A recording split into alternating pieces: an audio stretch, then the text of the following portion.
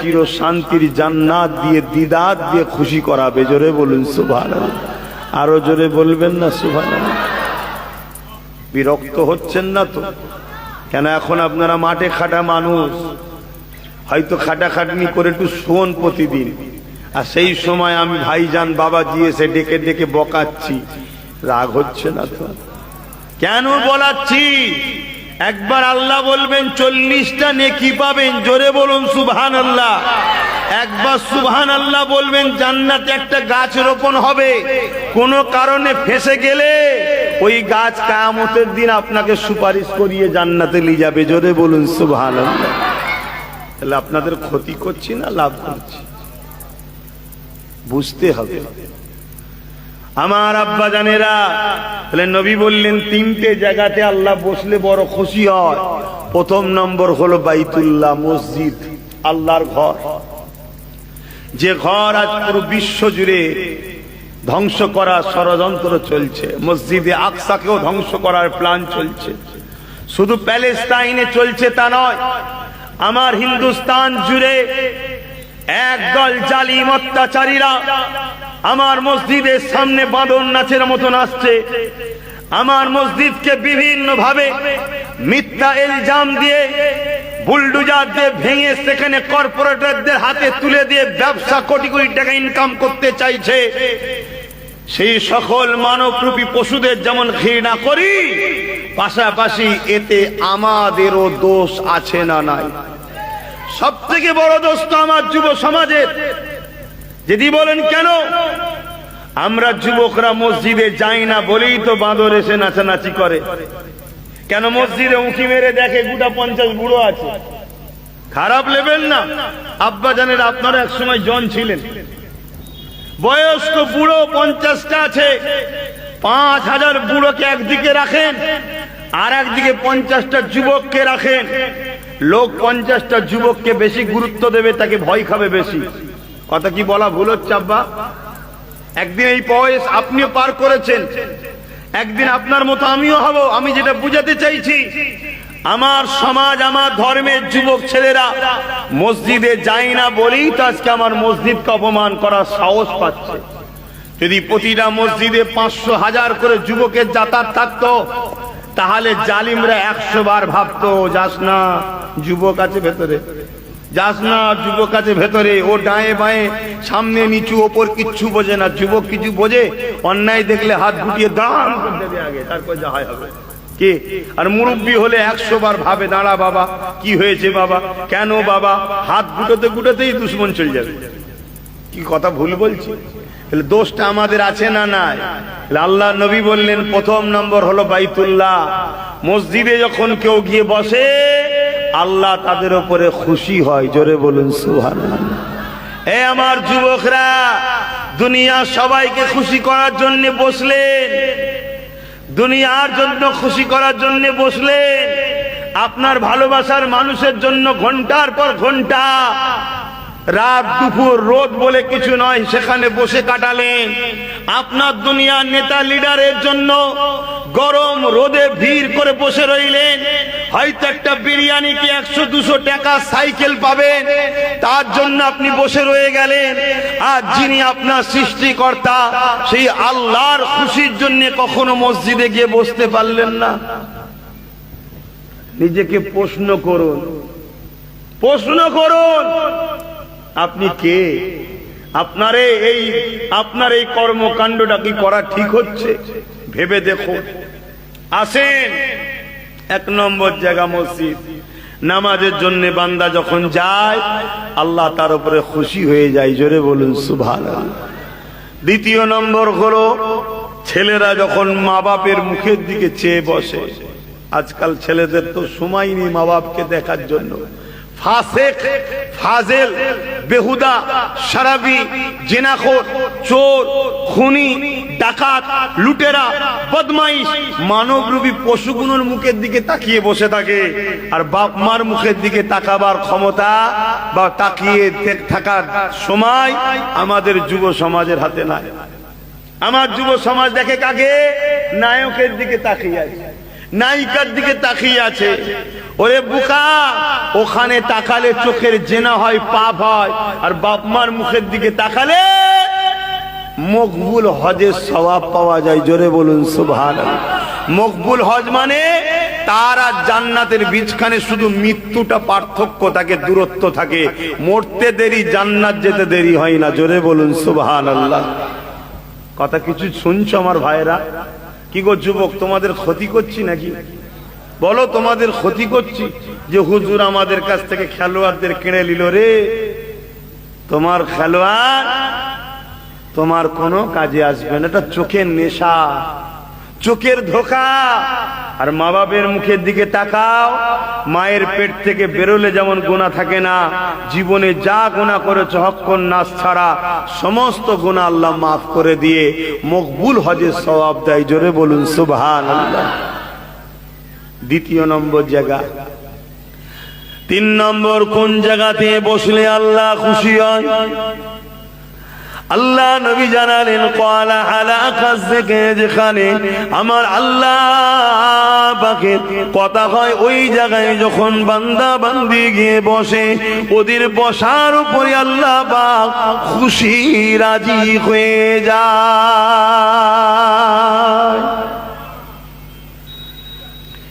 এ যুবকেরা, আল্লাহ যখন খুশি হবে কিছু তো নজরানা, কিছু তো গিফট, কিছু তো তোহফা দেবে।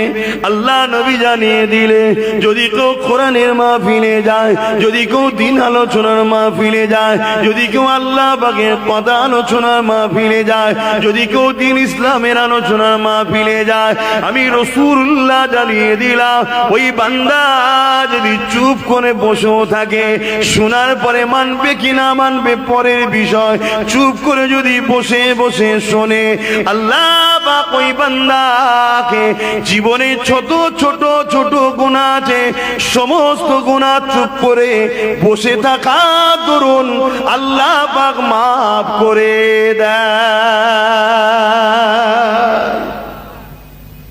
এখানে যতগুলো আমার ভাই বাপ বসেছেন, চুপ করে বসে আদবের সাথে মাহফিল শুনবেন, যত ছোট ছোট গুনাহ ছিল এখন পর্যন্ত আল্লাহ সব মাফ করে দেবে আজকে। জোরে বলুন সুবহানাল্লাহ। এটাই মাহফিলের সম্মান, কেন এটা আল্লাহর কথা আলোচনা করার জায়গা। এইটা মেম্বার শরীফ, এটা স্টেজ নয়।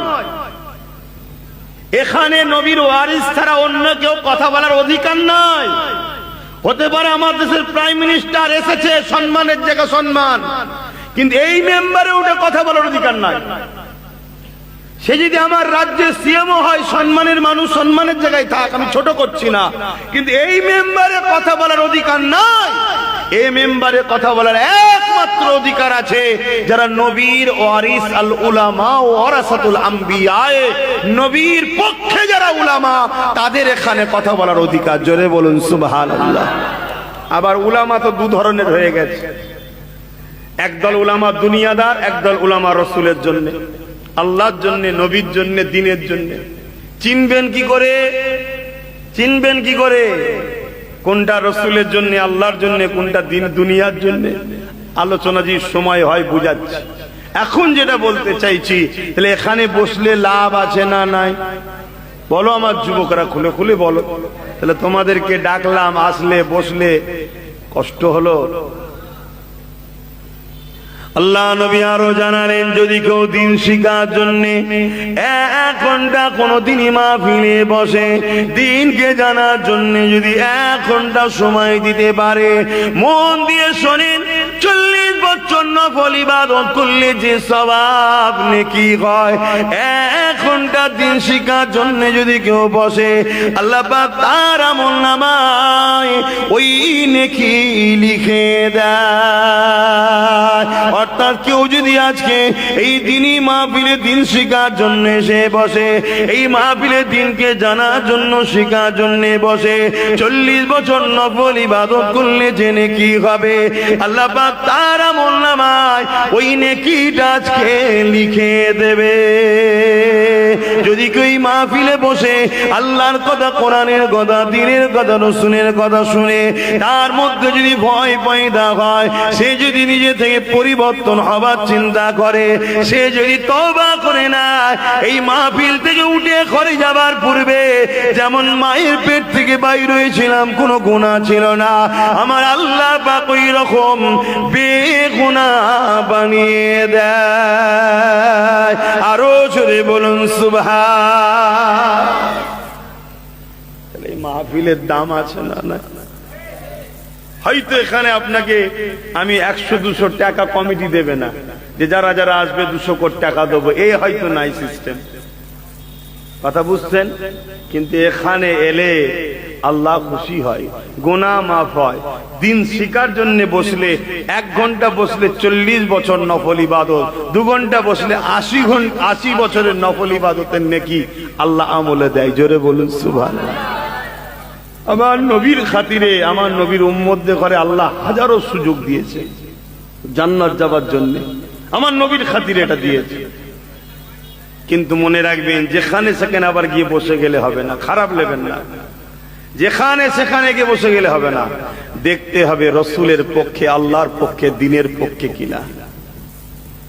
কেন আজ পৃথিবী জুড়ে সব থেকে ভয়ানক যে ব্যবস্থা চলছে, ওই ব্যবস্থা হলো আমাদেরকে দুর্বল করো। শুনছেন আপনারা? দুর্বল দুনিয়া দেখছে। যুব সমাজ মন দিয়ে শোনো, 215 কিলোমিটার আমার বাড়ি এখান থেকে দূরে, ভালোবাসা নিয়ে এসেছো, এতটুকু মেসেজ লিখে দাও দিলের মধ্যে। পুরো পৃথিবী জুড়ে যারা মানুষের খোদা হবার স্বপ্ন দেখছে, একদল মানুষ এই পৃথিবীতে আছে, অর্থের গরমে হোক, রাজ পাওয়ারের ক্ষমতাই হোক, তারা মানুষের প্রভু হতে চাইছে। যেমন ফেরাউন হতে চেয়েছিল, নমরুদ হতে চেয়েছিল, এমন করে আবু জেহেল, উতবা, সাইবা হতে চেয়েছিল। আজকের দিনেও কিছু মানুষ আছে বিশ্ব জুড়ে যারা মানুষের প্রভু হওয়ার স্বপ্ন দেখছে, কিন্তু তারা সর্বশ্রেণীর লোককে অর্থ দিয়ে কিনে রয়েছে। তাদের ব্রেন তারা লিখছে কি করে আমি কামিয়াবি হব। যেমন ফেরাউন দামি দামি পণ্ডিতদের ঘরে কিনেছিল, তওরাত পড়া পণ্ডিতকেও কিনেছিল, বড় বড় ব্রেনিয়ানদের ঘরে কিনেছিল, কিনে নিয়ে তাদেরকে বলছিল যে আমি খোদা হতে চাই, কি করতে হবে? তারা পরামর্শ দিয়েছিল, খোদা হতে গেলে প্রথম শিক্ষাকে শেষ করে দিতে হবে। কি করতে হবে? শিক্ষা। কোন শিক্ষা? যে শিক্ষায় এক আল্লাহকে চিনায়। জোরে বলুন সুবহানাল্লাহ। অর্থাৎ তাওরাতের শিক্ষা বন্ধ করে দিতে হবে, তবে মানুষ অন্ধে হবে, মূর্খ হবে, অশিক্ষিত হবে। তাদের কাছে আপনি আপনার খোদাইত্বের মেসেজ পাঠাবেন, লোক পটপট করে আপনাকে মেনে নেবে। ফেরাউন এই কাজে একটু হলেও সাকসেসফুল দুনিয়াবি দিকে হয়েছিল না হয়নি? কথা বলছে না তো? হয়েছিল। কোটি কোটি লোককে তার উপাসনা করিয়েছে। তো এরকম আজকেও ফেরাউন আছে না নাই? তারা দুনিয়া জুড়ে কোরআনকে মিটাতে চাইছে, চাইছে না? চাই না? মাদ্রাসাকে মিটাতে চাইছে, চাইছে না? চাইছে না? আজ তো আপনাদের মাদ্রাসার উন্নয়ন উপলক্ষ করে জলসা। মসজিদকে মিটাতে চাইছে, চাইছে না? চাই না? আপনারা নিশ্চয়ই জানেন, আমার দেশের উত্তরপ্রদেশে 25,000 মাদ্রাসাকে ব্যান করা হয়েছে। কেন করা হলো? কি সমস্যা? মাদ্রাসায় কি শিক্ষা দেওয়া হয় বলবেন তো?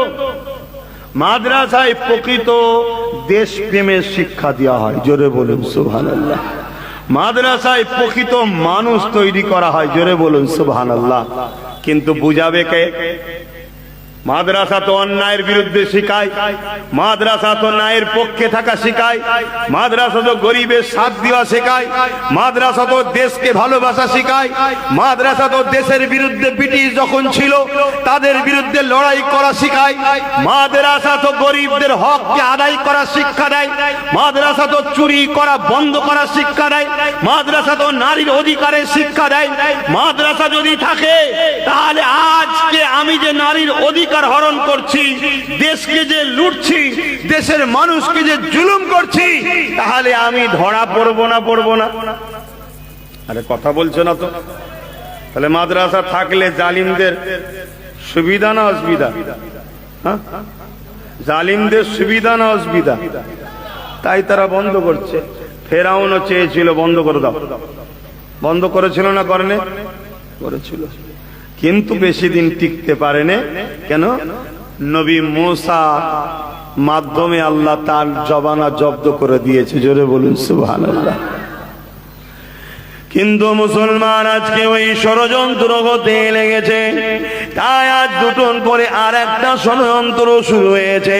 সেদিন শিক্ষাকে বন্ধ করে দিয়েছিল, বন্ধ করে দিয়ে কিন্তু মিটাতে চেয়েছিল, কিন্তু আজকে নতুন একটা ষড়যন্ত্র শুরু হয়েছে। ওই ষড়যন্ত্র হলো এটা, শুধু মাদ্রাসাকে বন্ধ করলে হবে না, মসজিদকে মিটিয়ে দিলে হবে না, নতুন করে মাদ্রাসা করতেও হবে, মসজিদ করতে হবে। কিন্তু ওই মাদ্রাসাতে আমার নবীর দ্বীনের সামনে পিছনে নকল ইসলামের শিক্ষা দেওয়া হবে। ওই মসজিদে আমার নবীর দ্বীনের সামনে রাখবে, কিন্তু পিছনে নকল ইসলামকে শেখানো হবে। এই ষড়যন্ত্র দুনিয়া জমিনে চলতে লেগেছে। তাই আমি আপনি কি করে এই জায়গাতে বাঁচবো? এই জায়গায় বাঁচার কি উপায় রয়েছে? এখন মনে হতে পারে এটা কেন তারা করতে লেগেছে। এই করার পিছনে একটাই কারণ হলো, যারা মানুষকে জুলুম করতে চায়, যারা গরিবকে জুলুম করতে চায়, যারা বিধবার উপরে অত্যাচার করতে চায়, যারা নারীকে দেহ শোষণ করতে চায়, যারা দেশকে লুটতে চায়, সমাজের মানুষকে শেষ করতে চায়, বিশেষ করে গরিবকে কৃতদাস দাসী বানাতে চায়। এ যুবকেরা, বাপেরা, তরুণেরা শুনে রেখে দাও, তারা যুগ যুগ ধরে ইতিহাস পড়ে দেখে নিয়েছে মুসলমানদের সংখ্যা লাগে না, মুসলমানদের অস্ত্র লাগে না, মুসলমানদের কোন পারমাণবিক বোমা লাগে না, মুসলমানদের শুধুমাত্র সংখ্যা যতই কমক না কেন, এমন করে তার হাত যদি খালিও থাকে, তথাপিও মুসলমানকে কখনো হারানো যায় না। ইতিহাস তার গাওয়া দিচ্ছে, যুগে যুগে যুগে যুগে সংখ্যা কম হওয়ার পরও, দুর্বল হওয়ার পরও এমন করে মুসলমান যুগে যুগে বিজয় লাভ করেছে। আরো জোরে বলুন সুবহান। কিসের জোরে বিজয় লাভ করেছে? তারা রিসার্চ করছে, তারা বদরের ইতিহাস খুলেছে। বদর জানেন তো নাকি? এখন এটা হাদিস, এই হাদিসগুলো আর মাদ্রাসায় পড়ানো হয়নি, জানেন? ভাই দেখেন, বলবেন না, এই হাদিসগুলো মাদ্রাসায় পড়ানো বন্ধ হয়ে গেছে। কেন? কারণ এই হাদিসে মুসলমানদের ইমানের অক্সিজেন আছে। শুনছেন তো নাকি? আরে আপনারা ভয় খেচ্ছেন নাকি? আপনার বাড়িতে এলাকায়, আমার তো বাড়ি 200 কিলোমিটার দূরে। টেনশন তো আমার হওয়া দরকার। যে ভয় খেচ্ছেন নাকি? তাহলে ঝিমিয়ে আছে কেন? না ঘুম পেয়েছ? আপনারা সাবধান, তবে তো আমি একটু বলতে পারবো। রোজ মাহফিল, রোজ আল্লাহ, আর আমার দুশ্মন প্রচুর। 2021 থেকে এই পর্যন্ত কম করে হলো 500 জলসা আমার কেটে দিয়েছে পুলিশ দ্বারা। 500 জলসা বন্ধ করে দিয়ে। আপনি ভাবছেন বসে আছি না, 500 কেটে দিতে পারে, 5000 জায়গায় আল্লাহ নতুন যোগাযোগ করিয়ে দিয়েছে। জোরে বলুন সুবহানাল্লাহ। কেন? এটুকু মনে রাখবেন, মোহাম্মদ রসুলের গোলাম কখনো মেটে না। জোরে বলুন সুবহানাল্লাহ। পৃথিবীতে সবাই মিটে যায়। তাই আলোচনা একটু মন দিয়ে শোনেন। তারা রিসার্চ করছে, কিতাবুল মাগাজি খুলছে, যেটা অলরেডি পড়ানো সিলেবাসে বন্ধ করে দেওয়া হয়েছে। আজ আমি আপনাদেরকে তার থেকে সামান্য কিছু শোনাচ্ছি। ছেলেগুলো সেই মোবাইল, তুই শুনবি কখন? শোন না বাবা, মন অন্যদিকে পড়ে থাকে, ওই দিকে থাকে। ছবি ঠিক আসছে তো? হ্যাঁ, সাইড হয়ে যাচ্ছে না তো? আবছা হচ্ছে না তো? এই দিকেই পড়ে থাকে মনে। আল্লাহ নবী, নবী দয়া নবী যখন মক্কা জমিনে এসে মক্কা তৎকালীন জালিম অত্যাচারী শাসক আবু জেহেল উতবা সাইবাকে যখন মেসেজ দিল, তোমরা এই জুলুম অত্যাচার বন্ধ করো, মানুষকে স্বাধীন দাও, তাদেরকে একত্ববাদ এক আল্লাহ পাকের উপাসনা করতে দাও, তাদের উপরে জুলুম অত্যাচারকে বন্ধ করে দাও। অনেক লম্বা কথা, মূল জায়গাটা বলতে লেগেছে। তারা আমার নবী পাকের উপরে অনেক জুলুম চালিয়েছিল, আপনারা সবাই জানেন।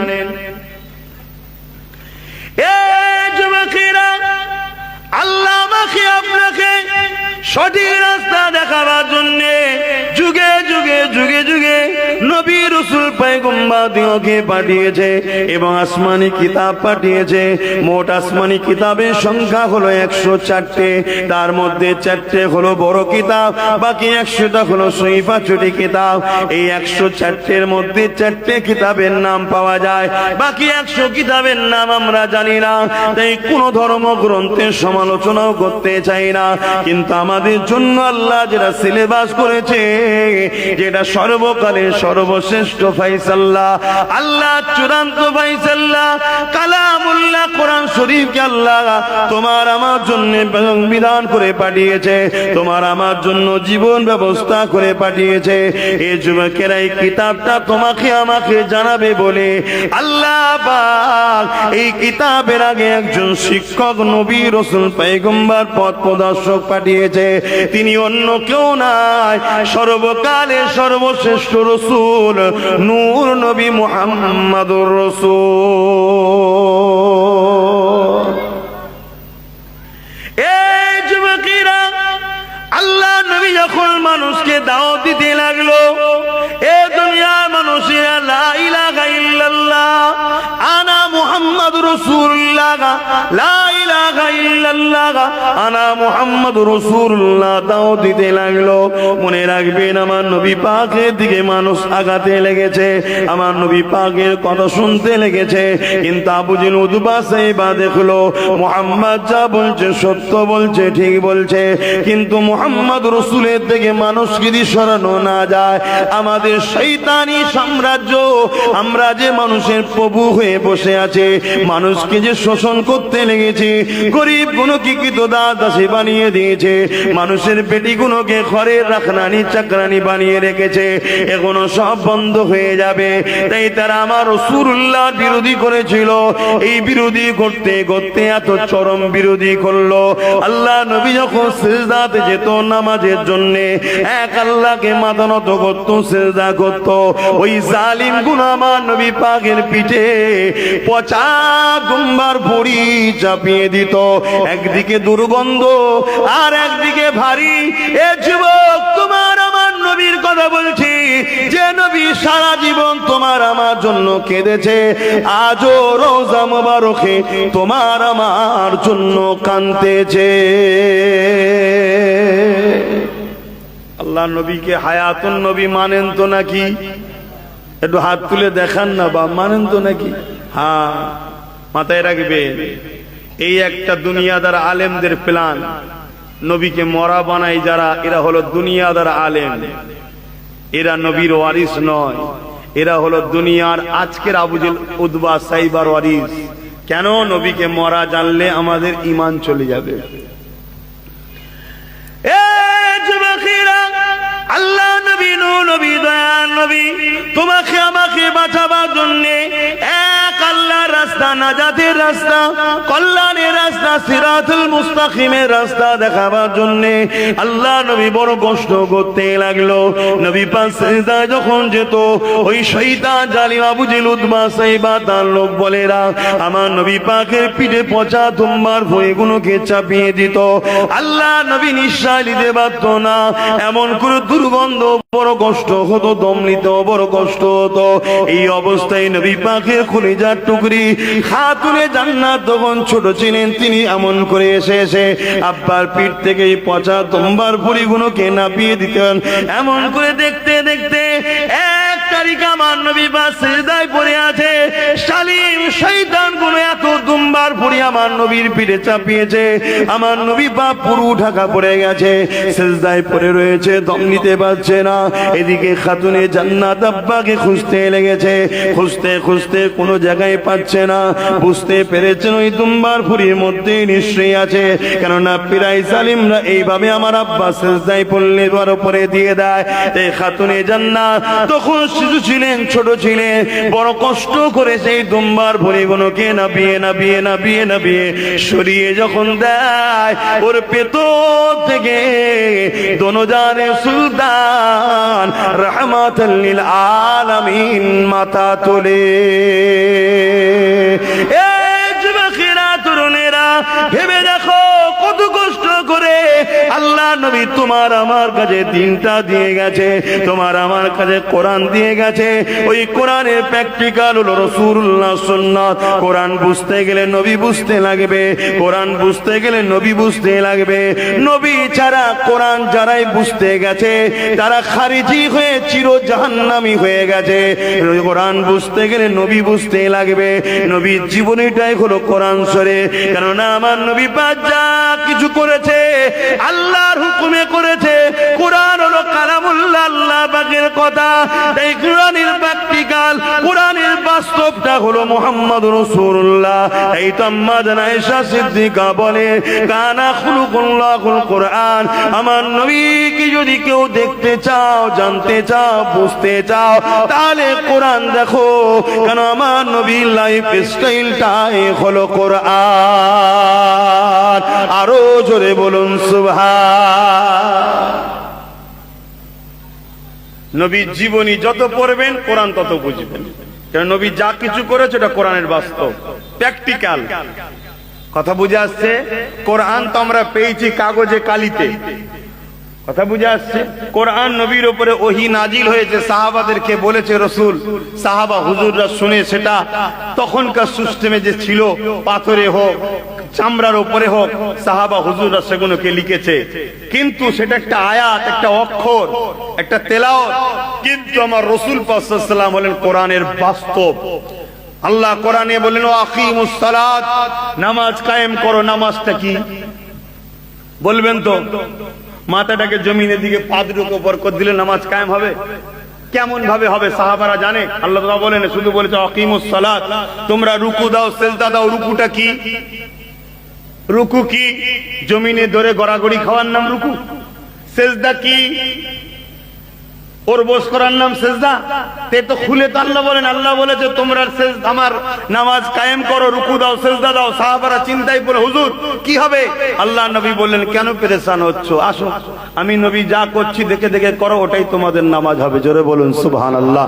তাহলে নামাজের বাস্তব হলো মুহাম্মদ রাসূল। জোরে বলুন সুবহানাল্লাহ। অর্থাৎ মুহাম্মদ রাসূল নামাজকে প্র্যাকটিক্যাল আমাদেরকে দেখাচ্ছে। সেই নবী ছেড়ে দিয়ে যারা কোরআন ধরতে গেছে তারা খারিজি হয়ে চির জাহান্নামী হয়ে গেছে। অতএব নবী ধরতে লাগবে, তবে কোরআন পাবে। নবী ধরলে আল্লাহ পাবে। নবী ছাড়া কোরআনও নেই, হাদিসও নেই, দ্বীনও নেই, আল্লাহও নেই। কেন?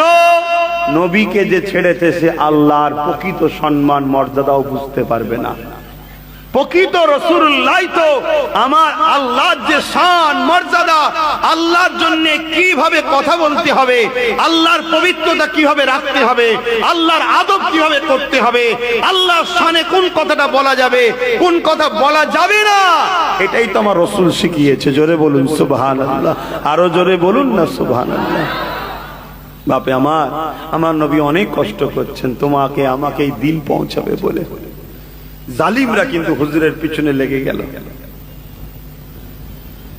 আল্লাহ নবী নবী ওখান থেকে অনেক বড় কথা হিজরত করে আসলে মদিনা শরীফের জমিনে চলে গেল। আমি একটা জিনিস ফিরে আসতে চাইছি বুঝাবার জন্য এদিকে যাচ্ছি। কেন বিশ্বজুড়ে আমাকে তোমাকে মেরে দিতে চাইছে? কেন বিশ্বজুড়ে তোমার আমার কাছ থেকে দ্বীন ইসলামকে সরাতে চাইছে? এর উদ্দেশ্যটা কি রয়েছে এটাই বুঝাবার জন্য এদিকে যাচ্ছি।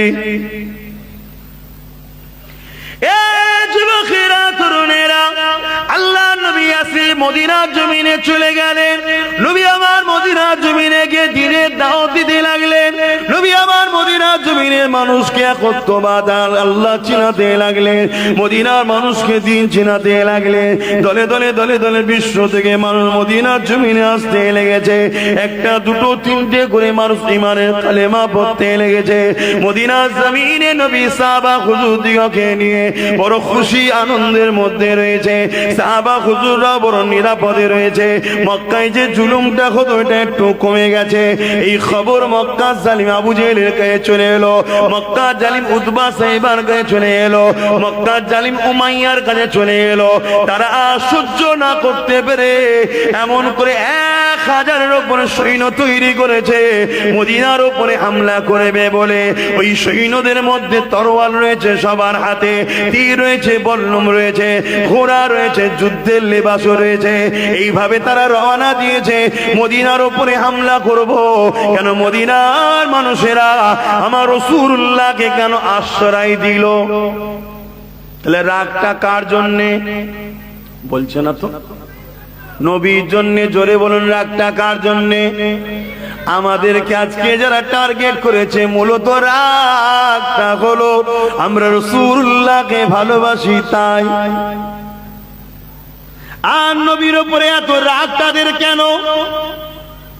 এই জন্য রাগ পৃথিবীর বুকে 1000 বছরে পারস্যর শিরক বিদআত অন্যায়কে নূর নবীর কদমের ওসিলায় আল্লাহ পাক চিরতরে মিটিয়ে দিয়েছে।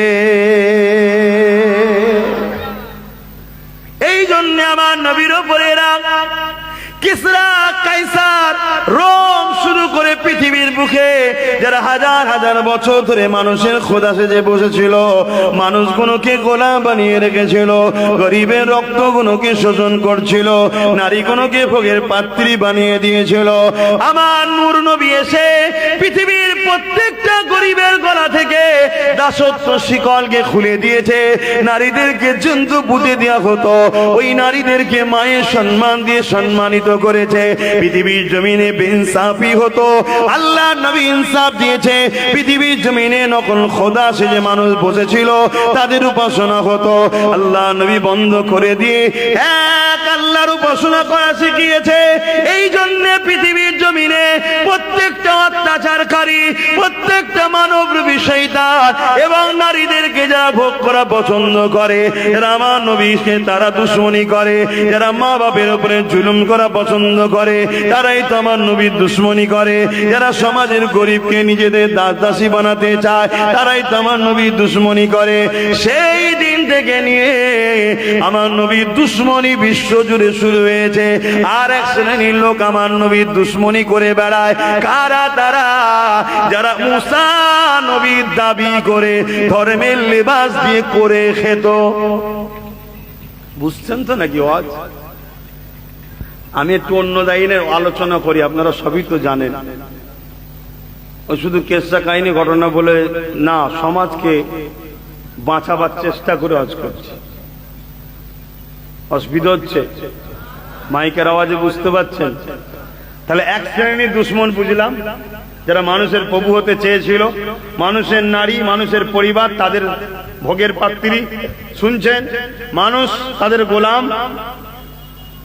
নবী আজাদ করেছে, নবী ইনসাফ দিয়েছে, নবী ইনসানিয়াত দিয়েছে, নবী জুলুম বন্ধ করেছে। রাজা হবে রাজা হও, প্রজার উপরে জুলুম নয়। নেতা হবে নেতৃত্ব দাও, প্রজার খেদমত করো, জুলুম নয়। নারীদেরকে জন্তু পুতা নয়, নারী মা, আর মায়ের পায়ের তলায় জান্নাত দিয়ে দিয়েছে। জোরে বলুন সুবহানাল্লাহ। জান্নাত শ্রেষ্ঠ আল্লাহর নিয়ামত। আল জান্নাতু তাহতা আকদামুল উম্মাহাত। সেই জান্নাতকে নবী মায়ের পায়ের তলায় দিয়েছে। জোরে বলুন সুবহানাল্লাহ। শুনছেন তো নাকি? তাহলে রাগ হবে না? হবে না? ঘরে যদি চতুর্দিকে আলো জ্বলে দিন হয়ে থাকে, চোরের রাগ হবে না? হবে না? যে তুই তোর ঘরটা আলো করে রাখছিস, পুরো গ্রাম আলো করছিস কেন? তোরটাতে আগে ডাকাতি করবে, তোর জন্য অন্য বাড়িতে যেতে পারছি না। কথা বুঝছেন? তাহলে আমার নবীর উপর রাগ হওয়ার কারণ বুঝছেন? এই এক শ্রেণী। আর এক শ্রেণীর লোকের আমার নবীর উপর রাগ, যারা মুসা নবীর দাবিদার, কিন্তু তাওরাত কিতাবের মধ্যে বিকৃত করে ধর্ম ব্যবসা শুরু করেছিল। শুনছেন? ঈসা নবীর দাবিদার, কিন্তু ঈসা নবীর যে মূল কথা, সেই কথাকে ছেড়ে দিয়ে নিজেদের মন গড়া ঢুকিয়ে দিয়ে তারা দুনিয়ার মানুষের কাছে ব্যবসার দোকান খুলেছিল। আমার নবী আসাতে ঈসা নবীরও নেতৃত্ব বন্ধ, মুসা নবীরও নেতৃত্ব বন্ধ, সমস্ত নবীদের নেতৃত্ব বন্ধ হয়ে গেছে। মুহাম্মদ রাসূলের ডাঙ্কা বাজাতে হবে, তাই তাদেরও দোকান বন্ধ হওয়ার জন্য তারা আমার নবীর ওপরে তাদেরও রাগ, তাই তারা ঘুরিয়ে ফিরিয়ে ছলে বলে কলে কৌশলে উম্মতে মুহাম্মাদিকে নতুন করে আবার টেনে ঈসা মুসার দিকে নিয়ে যেতে চাইছে। শুনছেন না? শুনেন না? সমাজে শোনা যায় আমার নবী নাকি শাফাআত করতে পারে না। এই বলার উদ্দেশ্যটা কি? অপর দিকে শোনানো হচ্ছে ঈসার মাননেওয়ালা জান্নাতি, মুসার মাননেওয়ালা জান্নাতি, মুসা ঈসা তাদেরকে জান্নাতে নিয়ে যাবে। আমার নবীর একটা যুবক উম্মত, প্যান্ট শার্ট পরা উম্মত, দাড়ি চাচা উম্মত, ডাক্তারি ইঞ্জিনিয়ারিং জজ খুলে পড়েছে, উকিলি করা উম্মত, ধর্ম সম্বন্ধে জ্ঞান নেই। যখন এই কিতাবটা পড়বে, একটা কিতাবে লেখা আছে মুহাম্মদ কিয়ামতের দিন শাফাআত করতে পারবে না, আরেকটা কিতাবে লেখা আছে ঈসা মুসার মাননেওয়ালা জান্নাতি। বলো আমার ঘরের ছেলেটা আমার নূর নবী থাকবে না ঈসা মুসার দিকে চলে যাবে? এটা একটা প্ল্যান চলছে। এই সব প্ল্যানের মধ্যে একটা লক্ষ্য, আমাদের ঈমানকে শেষ করো। এবারে প্রশ্ন, ঈমান শেষ করে লাভটা কি হবে? তাই তো নাকি? লাভটা কি হবে? কি লাভ হবে? এবারে মূল জায়গাতে চলে আসেন। আমার নবী পাক যখন মদিনা জমিনে বড় আরামের সঙ্গে রয়েছে, মদিনায় সাহাবারা বড় নিরাপদের মধ্যে রয়েছে, ওই শয়তান আবু জেহেল উতবা সাইবা এই জালিম কোন তখন 1000-এর উপর সৈন্য নিয়ে মদিনার উপরে হামলা করার জন্য আঘাতে লেগেছে। আমার নূর নবীর কাছে মেসেজ চলে এলো, আমার রহমতের নবীর কাছে খবর চলে এলো, আমার শাফাআতুন নবীর কাছে খবর চলে এলো, আমার হায়াতুন নবীর কাছে খবর চলে এলো, আমার মেরাজ নবীর কাছে খবর চলে এলো। আল্লাহ পাকের শ্রেষ্ঠ নবী নূর নবীর কাছে যখন খবর চলে এলো, নবী আমার মদিনা নববী শরীফে গিয়ে সাহাবাদেরকে ডাক দিলেন, বাবা সাহাবারা কে আছো বাবা? আল্লাহ দ্বীনের জন্য জান মাল দিতে পারবে বাবা? সবে ঈমানের কলেমা পড়েছে, সবে দ্বীনের মধ্যে এসেছে। নবী আমার তাদেরকে লক্ষ্য করে বলল, ওই সময় আনসারী সাহাবা আর মুহাজিরিন সাহাবা, দুই সাহাবা ভাইরা রয়েছে।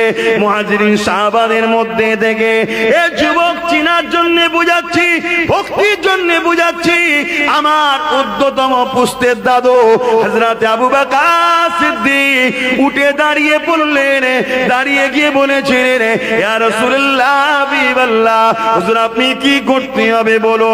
জান লাগলে জান, মাল লাগলে